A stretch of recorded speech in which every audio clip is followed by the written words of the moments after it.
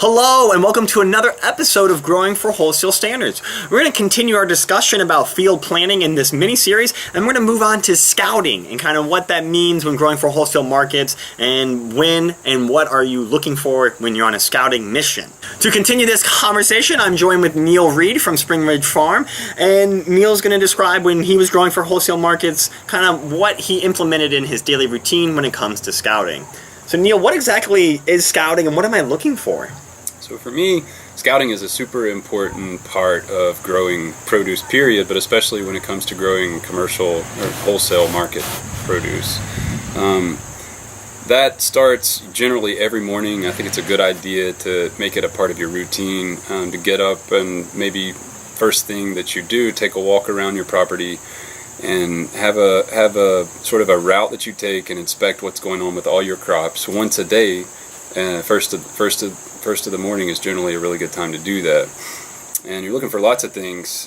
For me, I'm looking at overall, most importantly, plant health, and that's going to be there because of a lot of the other things not being there, namely pest pressure and disease pressure.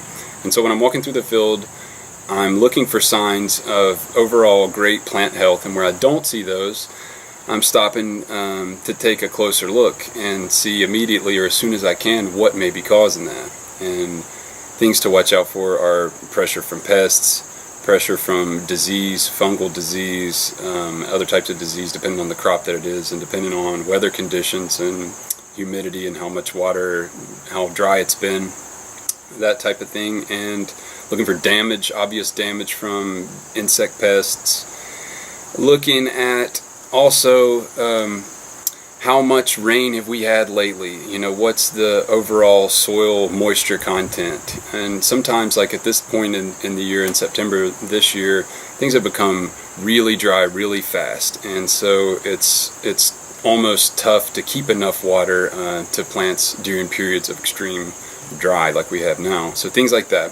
Also looking at have the plants gotten plenty of water, and so is my normal irrigation plan something I can not do this week so as to prevent from overwatering and causing conditions for fungal disease there.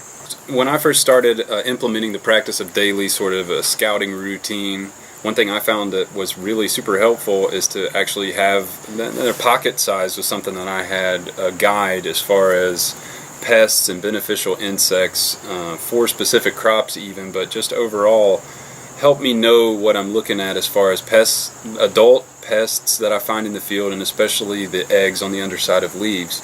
Sometimes can be very tricky to differentiate, and subtle differences in appearance between something that's beneficial that you don't want to remove and something that's not beneficial or harmful to your crop that you want to take some kind of action for, and that could be a spray. On a daily inspection, when I encounter a known non-beneficial insect or a predatory or harmful something that eats the crops that I want to grow, or I encounter some kind of disease that I know needs immediate attention, what I'll be able to do at that point is look at what sprays are approved for organic growers to use, and there are sprays.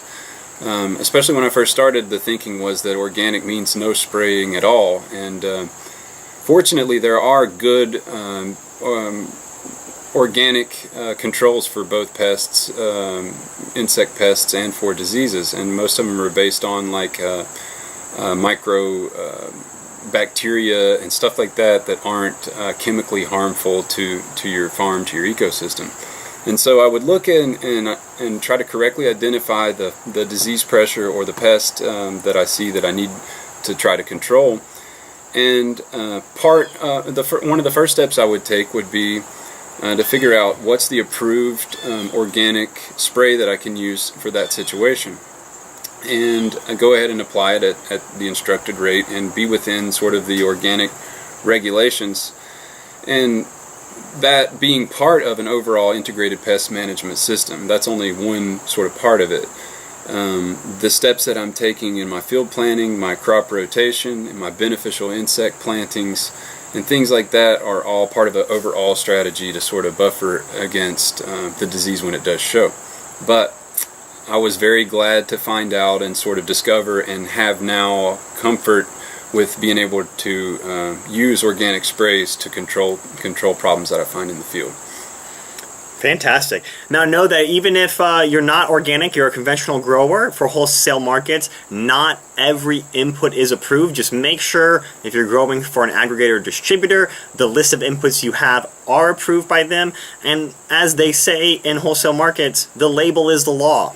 An integrated pest management system is really, you're using everything at your disposal, and you're not just taking one spray or one, let's say, input and applying it. That, like as Neil was saying, you're using multiple inputs. You're using maybe a fungicide as well as an insecticide to manage a problem on a plant. But it's this overarching, what the whole mini series of this little part is talking about, is it's your field planning, it's your crop rotation, it's everything that you're doing on your property to reduce your risk of pest and disease.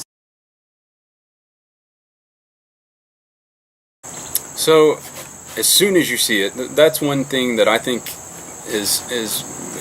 helps justify a daily inspection. Is that's especially powdery downy mildew on cucurbits and squash can be something that appears one day and then within a few days is a major problem.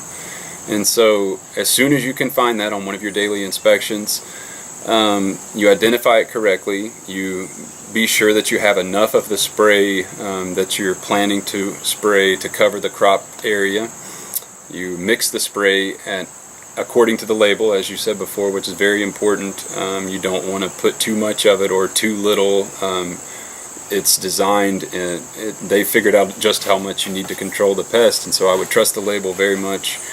And then people spray both. You want to spray when it's cool. You don't want to spray at all during the middle of the day if you can help it, especially on any kind of a warm day. I think personally it's probably best to spray towards the very end of the day. Some people even spray at night or first thing in the morning. And so that when you're applying the control substance onto the plant surface, it's receiving it and being able to cope with that when it's not under a period of super heightened stress from the heat in the middle of the day.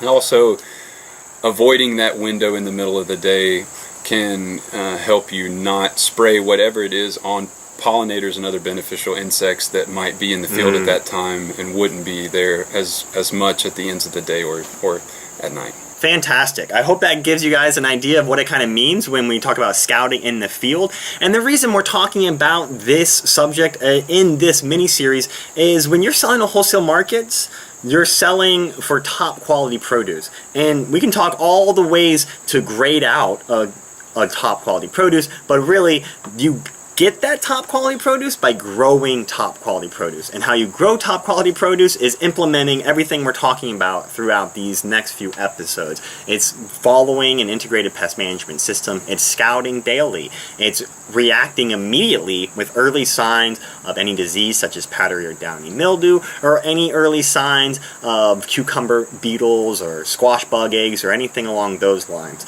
So stick with us. We have a couple more episodes to talk about. We're going to dive into a little bit about the irrigation and how important that is for growing quality produce, as well as the importance of healthy fruit or vegetable which is pollinated evenly. Why is that important? Well, that's how you get a USDA #1 graded produce, and that's how you get maximum revenue for your vegetables or fruits. I hope you guys stay with us, and I hope to see you next time on Growing for Wholesale Standards.